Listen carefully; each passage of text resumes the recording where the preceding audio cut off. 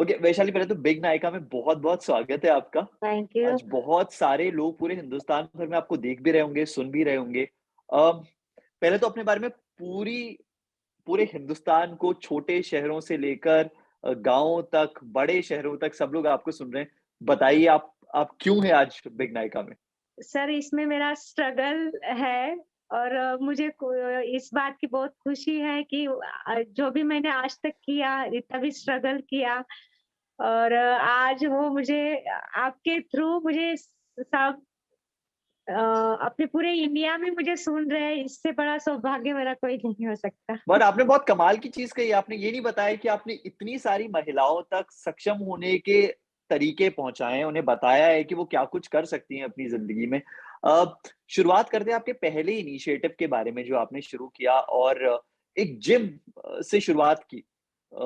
लोगों तक उस फिटनेस मेरी को मेरी शुरुआत सर राजनीति से हुई। मेरी हाँ, शादी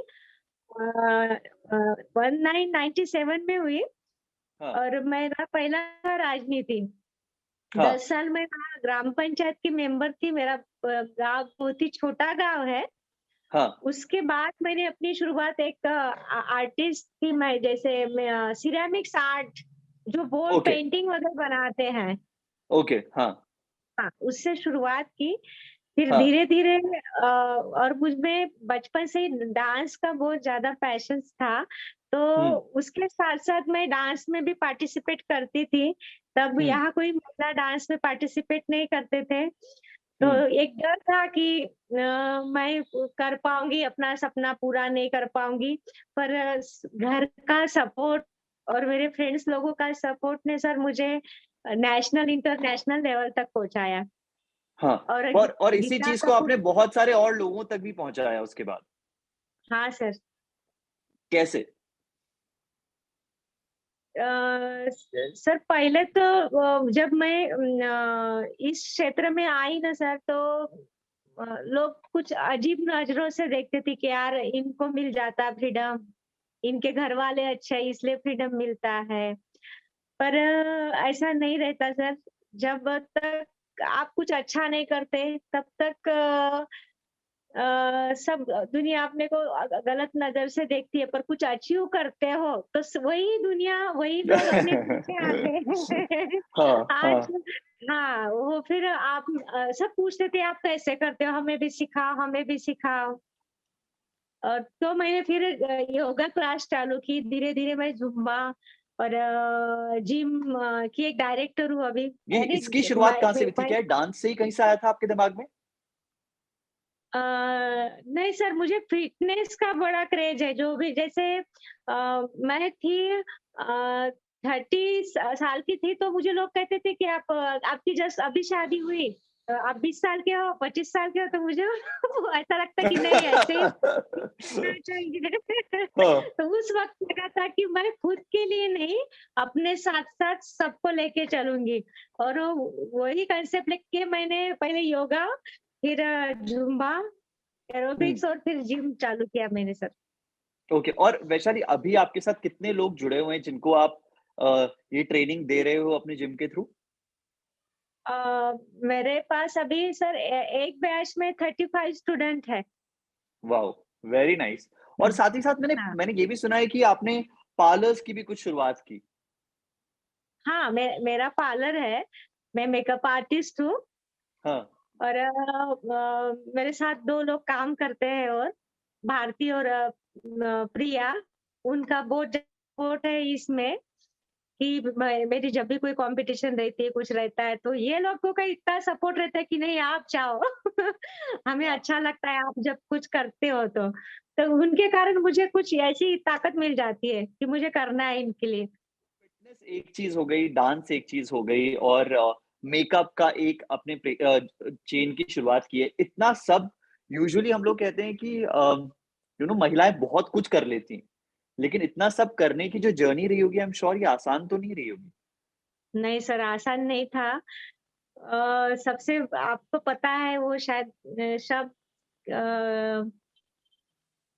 कि क्या कहेंगे लोग, सबसे बुरा रोग क्या सबसे बड़ा कहेंगे लोग। रोग क्या कहेंगे लोग, ये मेरी माँ हमें बचपन से बोलती थी, हाँ। सही बात है। है हाँ। ना?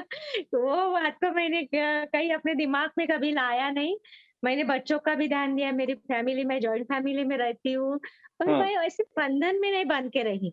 जैसे मेरे बच्चे हैं, जो मेरा कर्तव्य था, मैं उतना करके बाजू हट जाती थी। मैं उनकी पढ़ाई लेके कभी नहीं बैठती थी। मैंने मॉम को देखा है काफ़ी कि वो बच्चों को ऐसे होमवर्क करते, जब तक बच्चे होमवर्क नहीं करते, उनके सामने से नहीं उठते वो। हाँ, हाँ, हाँ। उनसे करवा के लेते हैं सब, पढ़वा के ने उसको तोता बना के रखा है कि मम्मी सिखाएगी, मम्मी उनके साथ बैठेगी। वो काम मैंने नहीं किया सर। मैंने अपनी हुँ, ज़िम्मेदारी पूरी की। उनको हुँ, जब तक समझता नहीं कि कैसे लिखना, कैसे क्या करना, तब तक तो पढ़ाए। पर जब उनको हुँ, समझ आई, तो मैंने हुँ। बस वहीं तक उनका सपोर्ट किया। उसके बाद उनको बोली कि नहीं, ये आपको करना है, आपको खुद कुछ करना है। बनना है तो हाँ, खुद करना है, खुद करना है। हुँ, हुँ।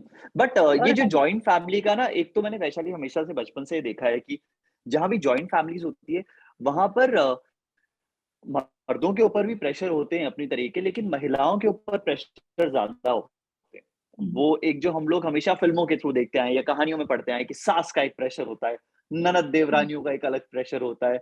इस हाँ सब सर, के पर बीच में जब आपने ये सब करना शुरू किया और आप बम्बई, दिल्ली, बैंगलोर जैसे शहर में नहीं है जहाँ पर कि न्यूक्लियर फैमिलीज़ हैं, आपके आस-पास महिलाएँ बहुत सारी चीज़ें कर रही हैं। तो ऐसे में क्या फैमिली को एक कन्विंस करने की कोई ज़रूरत होनी नहीं चाहिए, लेकिन एक हमारे यहाँ होता है ना कि आपने कन्विंस कर दिया पूरी फैमिली को, ऐसा कुछ करना पड़ा? सर मैं क्या करती थी, जैसे मुझे कहीं सुबह 6 बजे जाना पड़ता है अगर, तो मैं रात को 3 बजे उठ के पूरे काम करके निकल जाती थी। तो किसी के पास ऑप्शन ही नहीं बचता था कि ये काम छोड़ के वैष्णो गई करके। और मैं वहाँ से हुँ, वापस आती थी, तो उनको लगता था कि यार ये लेडीज़ कैसे करती है, ये कैसे कर, मेरी ननद, मेरी जेठानी, देवरानी, मेरे फ्रेंड्स लोग, मैं नागपुर से अप डाउन यहाँ करती थी, तो 5 बजे की सुबह बस हाँ, रहती थी तो मैं 3 बजे उठ के बच्चों का खाना बना के, वहाँ से 5 बजे की बस से मैं यहाँ आती थी, यहाँ का 6 बजे का क्लास करती थी, फिर दिन भर का पार्लर, फिर शाम का वापस जाना, तो ये सब मैं कर लेती हूँ सर। हुँ। ऐसा मैं वाह! ये कितने आसानी कभी से आप अपने बोल रहे आप हो कि को कर गुस्सा लेती हो, नहीं। कितना टफ होता है पता है आपको? पर मेरे लिए आसान है सर, बिल्कुल। इतना पैशन जो पर ये है कि फ़िटनेस को लेकर इतना पैशन या लाइफ़ में कुछ करना है, इसको लेकर इतना पैशन, ये बचपन से ही था या कुछ ऐसा लगा कि नहीं यार, खुद को प्रूव करना होगा सोसाइटी में? नहीं सर, बचपन से ना मैं बहुत छोटी थी, टाटा बिरला का नाम हुँ, सब पे टाटा टाटा लिखा रहता था ना, ये टाटा कंपनी है, ऐसा वैसा, तो यार टाटा हुँ, है कौन? मालूम नहीं था, पर मुझे उस वक्त टाटा हुँ। बिरला बनना था। ना डॉक्टर, ना इंजीनियर, ना कुछ। तो हाँ, सब मेरे को हंसते थे। वाह! मेरे सबने स्कूल में भी ये टाटा बिरला करके मुझे चिढ़ाते थे, पर वो अलग से हाँ, दिमाग में था कि नहीं, मैं कुछ करना है, मुझे कुछ करना है, मुझे नॉर्मल लोगों की तरह रहना पसंद नहीं था सर बचपन से। और ये टाटा बिरला बनने के लिए क्या कुछ किया आपने? सर सबसे और पहले क्या तो मैंने अभी भी शुरुआत वही है अपने कि टाटा बिरला ही बनना है मुझे या फिर मैं वैशाली मैं बन के खुश हूँ अब मैं लगता है? खुद जैसे ही बना, मैं खुद जैसी हूँ, वैसे ही खुद को कुछ अलग बनाना है। तब नहीं समझता था मुझे। पर बहुत सारी महिलाएँ होंगी जो अभी आपको सुन रही होंगी, बहुत सारे परिवार होंगे जो आपको सुन रहे होंगे। वुमेन्स डे पर हम सेलिब्रेट कर रहे हैं आप सब महिलाओं को जिन्होंने कि हज़ारों लाखों महिलाओं को और प्रेरणा दी है, कुछ बदलाव लाने की अपनी ज़िंदगी में। आप अपनी जर्नी से क्या एक चीज़ है जो सबको कहना चाहोगे? सर मैं कहना चाहूँगी हर लेडीज़ को कि अपनी लाइफ़ अपनी तरह से जीना शुरुआत करो। जैसे क्रिकेट के जैसे शुरुआत करनी चाहिए। जैसे क्रिकेट होती है ना कि बस खेलते जाओ, कभी तो चौका लगेगा, कभी तो छक्का लगेगा, क्या बस। बात है! हाँ, लगे लगे रहो रहो, मुन्ना भाई, है लगे रहो, बस। ना? एक चीज़ बहुत अच्छी आपने कही कि क्या कहें सबसे बड़ा रोग क्या कहेंगे लोग? मुझे लगता है कि वो हाँ, एक हाँ। चीज़ से अगर हम सब के सब अपने आप को ये अवेयरनेस दिला दें कि इससे कोई फ़र्क नहीं पड़ता कि लोग क्या कहने वाले हैं, हाँ, तो हम लोग ज़िंदगी में जो कुछ तो लोग अलग आज कर सकते बोलते हैं। हैं कि बुरा है, आप कुछ थोड़ा-सा भी अचीव कर लो, वही लोग बोलते हैं, "हाँ, मैंने बोला था ना तू ऐसा करेगी, जीतेगी।" तब अच्छा लगता है। Thank you so much Vaishali, बहुत अच्छा लगा आपसे बात करके और इतनी सारी महिलाओं के लिए आप प्रेरणा हैं पूरे हिंदुस्तान में, अपने एरिया में। अ, आप जैसे और लोग आगे आएँ, आप जैसे और लोग ये कहें कि जो लोग बोल रहे हैं उन्हें बोलने दो, क्योंकि जब हम कुछ करेंगे तो हमारे पीछे ही खड़े होके लोग तालियाँ बजा रहे होंगे। बिल्कुल सर। और आज मेरे थैंक साथ यू सो ऐसे ही हो मच। रहा है सर। जी, thank you thank so you much sir, Vaishali, thank you so much. Bye. Thank you sir.